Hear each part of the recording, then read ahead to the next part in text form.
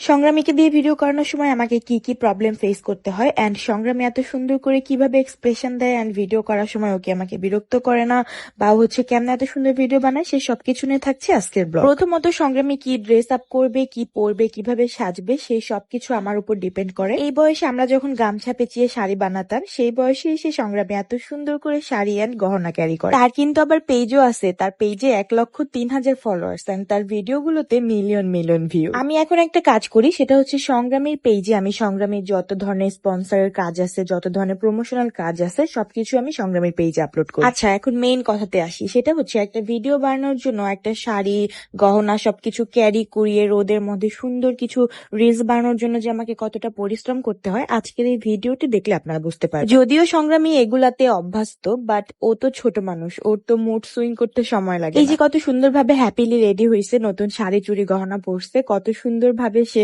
হেঁটে হেঁটে যাচ্ছে, বাট কখন যে কান্না করে ফেলে সেই ভয়তে আমি আসছি। রাস্তা দিয়ে হেঁটে যাচ্ছিল এন্ড সবাই তার দিকে হা করে তাকায় ছিল এন্ড বলতেছিল যে একদম হলুদ পরি লাগতেছে, দেখিস কেউ জানি আবার উঠায় না নিয়ে যায়। এই যে আমি সংগ্রামের মাঝে মধ্যে 15 সেকেন্ড বা 20 সেকেন্ডের একটা দুটা করে রিলস আপলোড দেই। এই এক একটা রিলস বানানোর জন্য আমাকে কিন্তু প্রায় 1 থেকে 1.5 ঘন্টা বা 2 ঘন্টা পরিশ্রম করতে হয়। আচ্ছা, এখন একটা কমন কোশ্চেনের উত্তর দেই, সেটা হচ্ছে সংগ্রামের ভিডিওতে বেশিরভাগ কমেন্ট আসে যে আপু সংগ্রামের চুল আগে এত বেশি কোঁকড়ানো ছিল, বাট ওর চুল এইভাবে স্ট্রেট হয়ে গেল কেন? আমি তো বলছি ভাই, আমাদের এই সংগ্রামী হেয়ার প্রোডাক্ট যারা ইউজ করবে, যাদের জন্মগতভাবে চুল কোঁকড়ানো, তাদের চুলও 90% স্ট্রেট করে ফেলবে জাস্ট আমাদের এই একটা কম্বো। আমাদের এই হেয়ার কম্বোটি কিন্তু সম্পূর্ণ প্রাকৃতিক ভাবে তৈরি, তাই কিন্তু এখানে কোনো সাইড ইফেক্ট হওয়ার কোনো আশঙ্কা নেই। সো 1 বছর থেকে শুরু করে বাচ্চারা, ছেলে মেয়ে, ভাইয়ারা, আপুরা সবাই কিন্তু আমাদের প্রোডাক্টটি ব্যবহার করতে পারবে। আর গাইজ, আমি গাড়ি নিয়েছি, সেই উপলক্ষে কিন্তু তোমাদের সবাইকে মিষ্টি খাওয়াতে পারিনি, তাই তোমাদের জন্য একটা মিষ্টি খাওয়ার সুযোগ রেখেছি। সেটা হচ্ছে আমাদের প্রোডাক্টের উপর আমি 20% ডিসকাউন্ট দিয়ে দিয়েছি, আমি সাথে ডেলিভারি চার্জ ফ্রি করে দিয়েছি, যাতে তোমরা খুব তাড়াতাড়ি আমাদের প্রোডাক্টটি পারচেস করে নিতে পারো। তাহলে গাইজ, দেরি কিসের, আর দেরি না করে খুব তাড়াতাড়ি আমার ক্যাপশনে মেনশন করে দেওয়া পেজে গিয়ে তোমাদের অ্যাড্রেস দিয়ে অর্ডারটি কনফার্ম করে আসো। এন্ড যারা ফেস প্রোডাক্টটি নিতে চাচ্ছ তাদের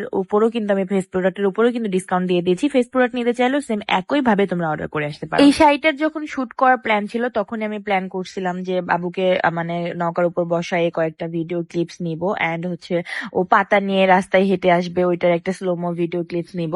তো আমি যেই কথা ভেবেছিলাম সেটাই করছিলাম। আসলে আমাদের এই চকের মধ্যে এসে আমি নৌকা খুঁজতেছিলাম যে কোন নৌকার উপর বসে তাকে ভিডিও করাতে পারবো, যেহেতু নৌকাগুলো তালা মারা ছিল, এখানে মানে ঘোরার মতো কোনো নৌকা নাই।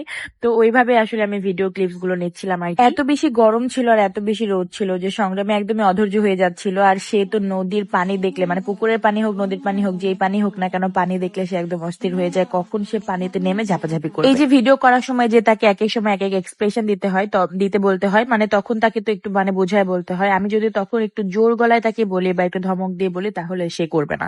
তাকে আমাকে সুন্দরভাবে মিষ্টি মধুর করে বলতে হবে, নাহলে সে করবে না, কেঁদে ফেলবে।